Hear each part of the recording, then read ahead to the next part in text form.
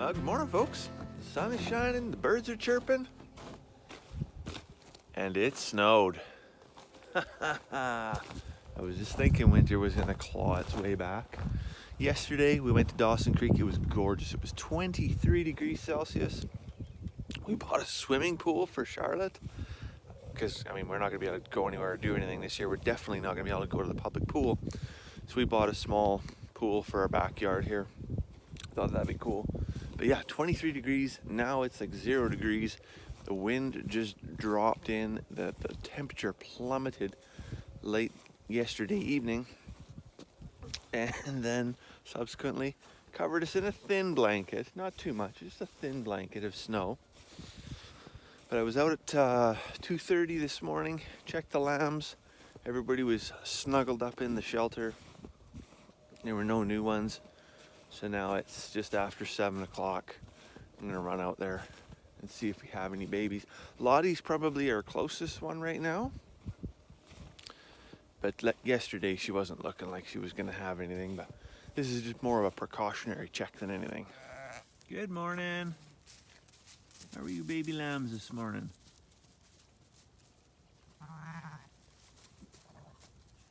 Come say hi. Oh, big scratch.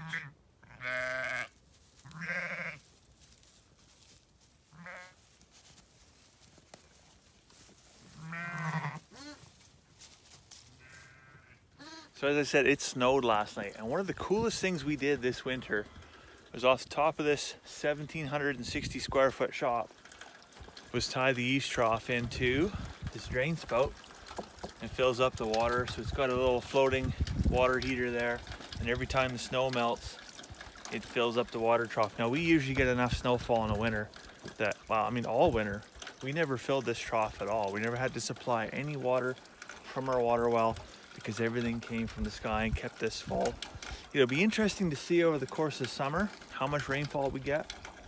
So far the spring has been fairly lacking in precipitation, but you know what? I think if we only have to fill it up a few times with the well, that's going to be a lot better.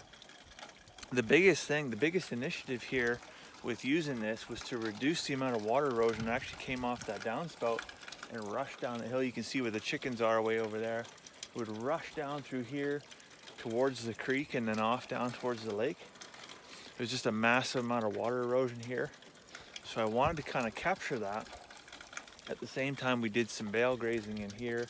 So you can't see it now because it's all underneath the snow, but just adding a ton of organic material into here to kind of soak up and capture a lot of that moisture so it just can't accelerate down the hill and then just take away all our topsoil that we're trying to build. So pretty quick here, these two fellas, Jock and Todd, they're gonna end up getting shipped down to the square pen, the ram pen there for the summer.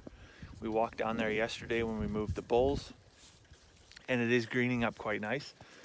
It's interesting to see the difference between here and there. It's an absolute, like, talk about microclimate. It's like a whole different gardening zone down there. It's warm. There's probably this much grass has grown up.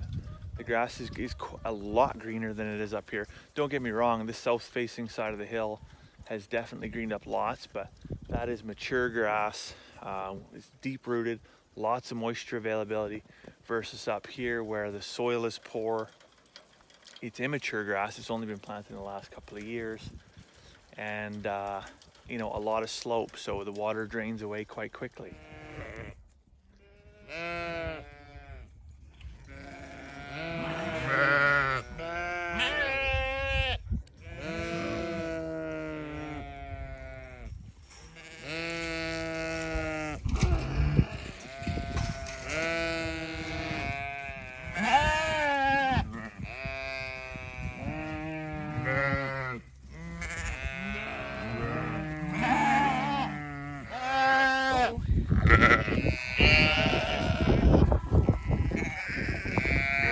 Boy, that's the girl.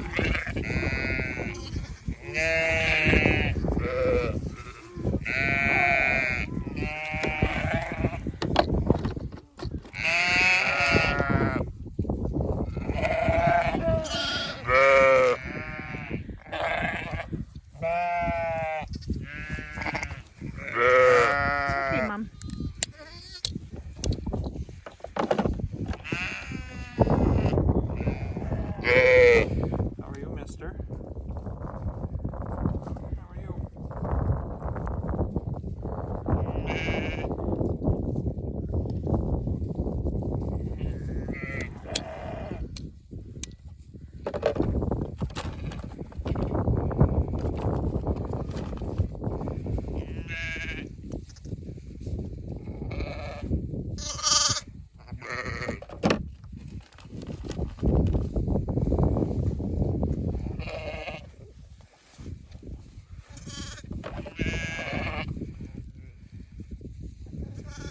There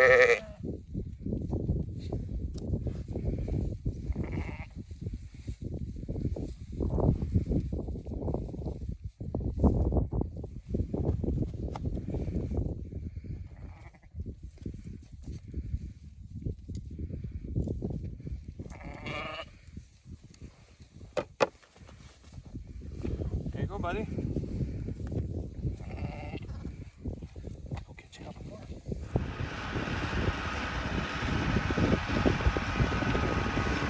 It's now getting on towards 2 o'clock in the afternoon, and it's kind of smartened up. It's actually kind of sunny. It's nice. The snow is all melted, and I just wanted to share some exciting news with you.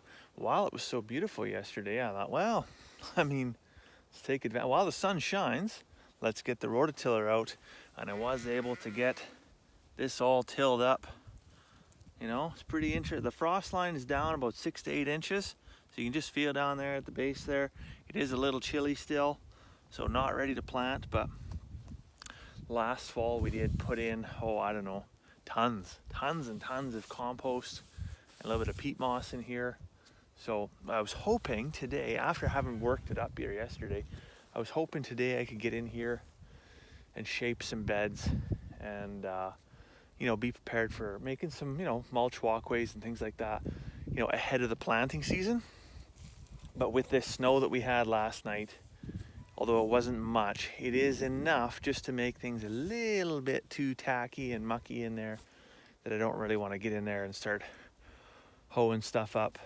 So we'll leave this maybe for a couple more days, and we'll come back and do our bed prep. So anyway, speaking of bed prep, it's time to check in on the Mouse Miracle Garden. So we put a cover kill tarp on half of it, and the other half we did not. And so you can see lots of green shoots coming in. Like there's no no hesitation for growth whatsoever happening here. But we're just gonna lift this tarp and see what it looks like underneath. So you can see things have started to shoot up, but they're pretty yellow, pretty spindly looking, not very healthy. So we're gonna leave the tarp down now, and we'll probably do that for at least a couple more weeks for sure. We don't want to remove the tarp and then just have an explosion of growth while we're trying to get everything mulched and everything like that. So we'll get all our ducks in a row with all our cardboard lined up, and our straw mulch that we're gonna stack on top of that. So all of our stuff is ready, and then the minute that tarp gets pulled out of the way, the cardboard goes down, the straw mulch, the wool mulch, and then the compost will go straight on top of that. And then hopefully all of this stuff that's growing here won't grow up through our potatoes. Although I am a little bit nervous about this because I was reading on the Permaculture Research Institute webpage today just how deep a mulch layer we've got to put on there, because I was like, well, how much compost do you really need to put on top of the cardboard?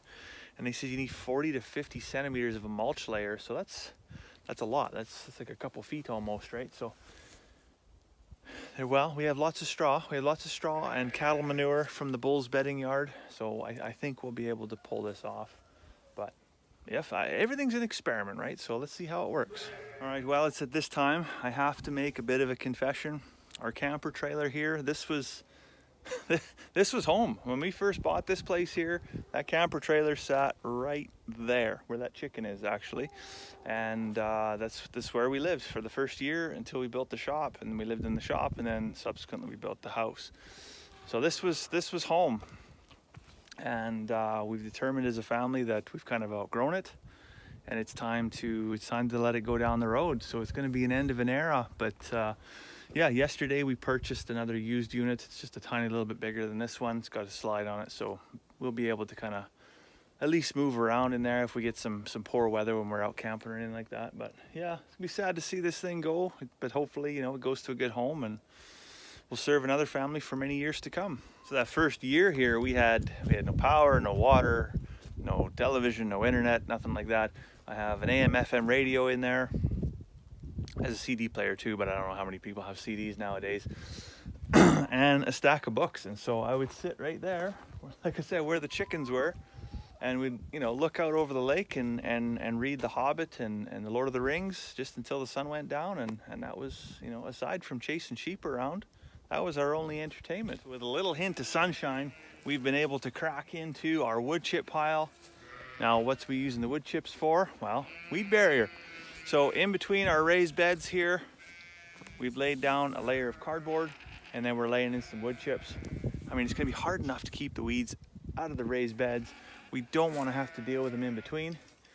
And because this is in kind of a swale, as it comes, the water comes through down, you know, it's nice to have this little bit of cushion there just to soak up a little bit of liquid and not make mucky sandals or anything like that. So there you go. And I've got the absolute best helper with me here. Charlotte's having the time of her life digging in the wood chip pile. So now that I've showed her this, I might have a hard time getting her out of there. Anyhow, I think it's time I fix myself up a cup of tea and maybe sneak in a piece of cake. So I'll let you go for now. I hope you have a fantastic evening. We'll see you tomorrow.